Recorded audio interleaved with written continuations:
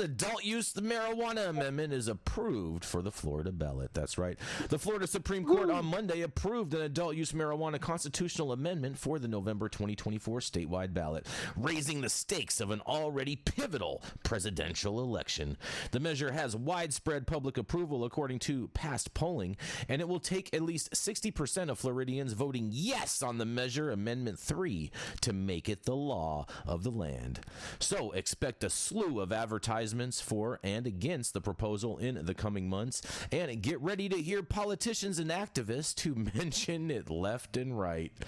Here's what people are already saying about the consequential ruling.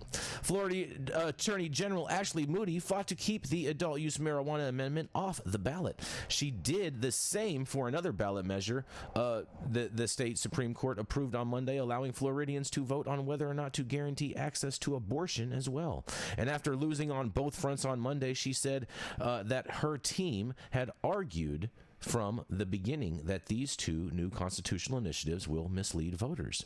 She also says, "We maintain that it will be an uphill battle to educate them," she continued in a post on X, formerly known as Twitter. "However, we respect the court's decisions," she says. In celebrity posts on social media account Smart and Safe Florida, the group spearheading the campaign for the adult use marijuana amendment called Monday's state Supreme Court decision a big win for liberty and cannabis advocates. In quotes, "Our mission to empower adults to safely consume cannabis takes a leap forward as the ruling favors letting voters decide," it said in another post. "Let's make our voices heard." Mark Wilson, president and CEO of the Florida Chamber of Commerce, told the Florida Politics that his team respectfully disagrees with the decision. In quotes, "The Florida Chamber will continue fighting to protect our Constitution from out of state and special interests trying to buy their way into Florida's Constitution," he said in a statement. His organization has levied its influence against various initiatives for years, and adult use drugs like pigs don't belong in Florida's Constitution. He's referring to decades-old amendment that banned confinement of pregnant pigs, you guys. TrueLeaf CEO Kim Rivers applauded the decision. Of course she did, saying in an email, "We look forward to supporting this campaign as it heads to the ballot this fall," she says. And her company is the largest medical marijuana operator in Florida and has contributed more than $40 million to Smart and Safe Florida, the group that spearheaded the campaign for the amendment. In quotes, "We are thankful that the court has correctly ruled the ballot initiative in summary language meets the standards for single subject and clarity," she said, referencing the standards amendments have to meet to pass the Supreme Court scrutiny. In a press conference shortly after the ruling, Republican House Speaker Paul Ranner said he didn't think there was a critical need for adult use marijuana, citing how the substance was already legal in Florida in the medical form. And he also accused the marijuana amendment of being overly broad, adding it was to serve the self-interest of those that are going to grow it and make billions and billions of dollars off of it.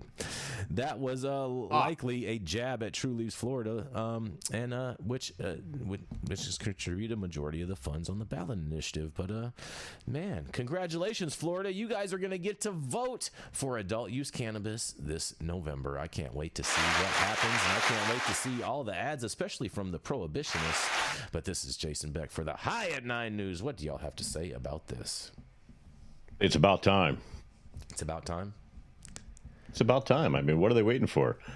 You know, they're the third largest state in the country. Mm-hmm. They have a huge population, and they got like 9 registered growers, right? Mm-hmm. I mean, they got to open up the market. They got to expand it. They're not going to open up the market at all, Todd. Don't get that twisted. They're not going to open up that market at all. Not at all. I don't buy that for 1 second. You think TrueLeaf is going to own the market in Florida? Yep, 100%. They already put $40 million behind it. Right, so they're not going to put more licenses out. They're only going to allow for TrueLeaf. This ballot initiative does not call for any new licenses. So no, I would say that there are not going to be any new licenses coming out other than the Pigford licenses, and that's it.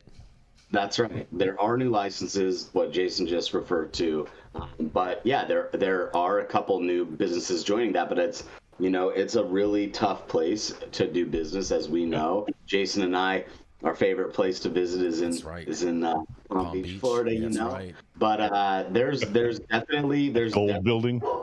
there's definitely Castle something to say about the politics in Florida and the way that they've set up this scheme to run their licenses. And I was involved with one of the first, 8 licenses in Florida. We actually had to sue the state for that license, and I had to go to federal court in Tallahassee, state court in Tallahassee, and we had to give our case, and we ended up winning that case for Grow Healthy. So that was, I saw it firsthand, how treacherous it was to traverse that landscape there. So yeah, I don't see any time in the very near future where it's just going to be opened wide up, Todd. But I agree with you, Todd. I think it's part of just normal everyday business for everywhere else. But obviously politics play a huge part in a state like Florida that has a lot of influential people wielding